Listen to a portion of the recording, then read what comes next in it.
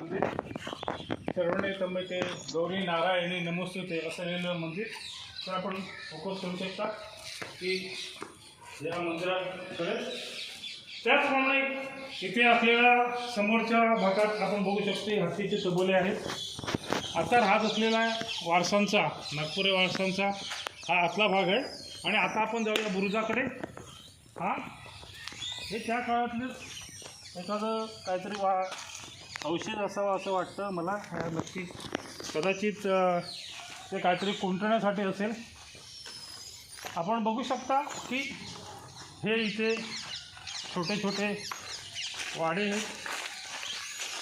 त्याच्यामध्ये कदाचित सैनिक राहू शकले असते, त्याच्यासाठी कदाचित हे बांधलेले असावेत जेणेकरून. आणि आतही असा एक भाग आहे. आपण बघू शकता की हा आतला भाग. आणि इथल्या आतल्या भागामध्ये कदाचित सैनिक राहू शकले असते. त्याच्यानंतर हा एक छोटा बाहेरचा रूम. आणि इथून आपण जाऊ शकतो खंदकावर जाण्यासाठी. आपण बघू शकता की हा आपल्याला बुरुज इथला. आणि ह्या बुरुजाच्या मध्ये हा असलेला रूम आपण बघू शकतो. नंतरच्या काळामध्ये त्याचप्रमाणे हा समोरही आपण एक हे बुरुज बघू शकतो. हा वरच्या साईडने असा हा बुरुज आहे.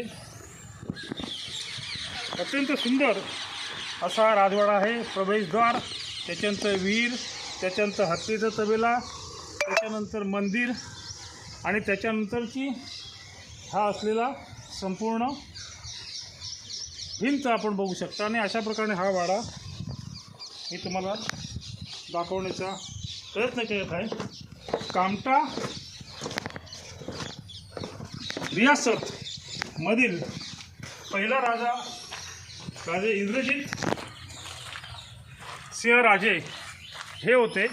आणि त्याच्यानंतर 1857 मध्ये याचा खालसा झाला ह्या राजघराण्याचा. आणि नंतरच्या काळामध्ये गिरिजा सिंग नागपुरे हे शेवटचे आमदार 2 वेळा राहिलेले ह्या राजघराण्यातील राजे म्हणायचा पुत्र म्हणू शकता.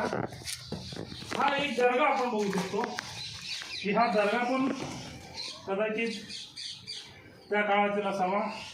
हा पण एक अभ्यास करण्याचा भाग आहे की त्या काळातील हा दर्गा कोणी का आणि कधी बांधला.